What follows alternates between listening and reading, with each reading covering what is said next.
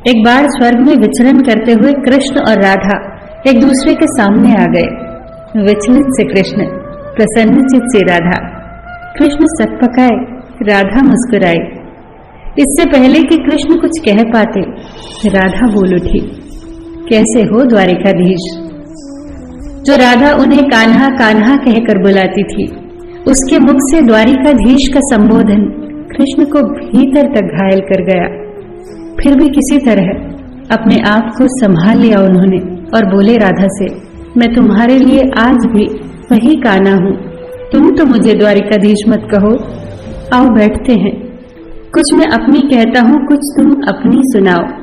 सच कहूं राधा, जब जब भी तुम्हारी याद आती थी, इन आंखों से आंसुओं की बूंदें निकल आती थी।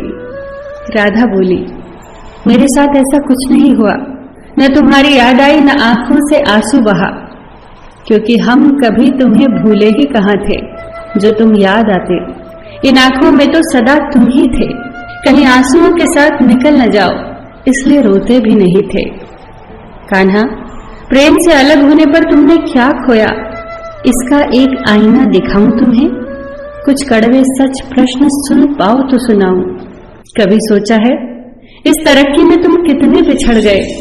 यमुना के मीठे पानी से जिंदगी की शुरुआत की और समुद्र के खारे पानी तक पहुंच गए। एक उंगली पर चलने वाले सुदर्शन चक्र पर भरोसा कर लिया और 10 उंगलियों पर चलने वाली बांसुरी को भूल गए। कान्हा, जब तुम प्रेम से जुड़े थे तो जो उंगली गोवर्धन पर्वत उठाकर लोगों को विनाश से बचाती थी, प्रेम से अलग होने पर वही उंगली क्या क्या रंग दिखाने लगी। सुदर्शन चक्र उठाकर विनाश के काम आने लगी। कान्हा और द्वारिकाधीश में क्या अंतर होता है बताऊं? कान्हा होते तो तुम सुदामा के घर जाते, सुदामा तुम्हारे घर नहीं आता। युद्ध में और प्रेम में यही तो फर्क होता है। युद्ध में आप मिटाकर जीतते हैं और प्रेम में आप मिटकर जीतते हैं। कान्हा, प्रेम में डूबा हुआ इंसान दुखी तो रह सकता है, पर किसी को दुखी नहीं कर सकता। आप तो कई कलाओं के स्वामी हो, स्वप्न दूरदृष्टा हो, गीता जैसे ग्रंथ के दाता हो, पर आपने ये क्या निर्णय लिया?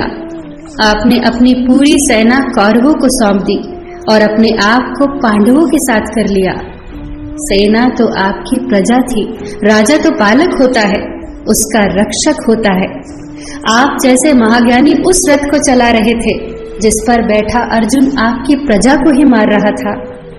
अपनी प्रजा को मरते देख आप में करुणा नहीं जगी, क्योंकि आप प्रेम से शून्य हो चुके थे। आज भी धरती पर जाकर देखो, आपकी द्वारिकाधीश वाली छवि को ढूंढते रह जाओगे। हर जगह, हर मंदिर में मेरे ही साथ खड़े नजर आओगे। मैं जानती हूं कान्हा, लोग गीता के ज्ञान की बात करते हैं, उसके महत्व की बात करते हैं, पर धरती के लोग युद्ध वाले द्वारिकाधीश पर नहीं, प्रेम वाले कान्हा पर भरोसा करते हैं। गीता में मेरा दूर दूर तक नाम नहीं है, पर आज भी लोग उसके समापन पर राधे राधे कहते हैं। ये कहानी काल्पनिक जरूर है, पर इसके भीतर छिपी सीख बहुत महत्वपूर्ण है। श्री कृष्ण के पास कभी किसी प्रश्न का उत्तर ना हो, ऐसा तो हो ही नहीं सकता, परंतु राधा द्वारा लगाए गए प्रश्न चिन्हों पर कान्हा मौन रहे। यही तो है प्रेम में समर्पण का भाव। पराक्रम में हमें हर किसी को हराना होता है, तब भी हम जीत कर भी हार जाते हैं, परंतु प्रेम में एक ही कईयों का दिल जीत लेता है। सही कहा है कि छोटी सी उंगली पर पूरा गोवर्धन पर्वत उठाने वाले भगवान श्री कृष्ण छोटी सी बांसुरी को दोनों हाथों से पकड़ते थे। रानी हो तेरा ल्याया मैं हाय लाल शरारा।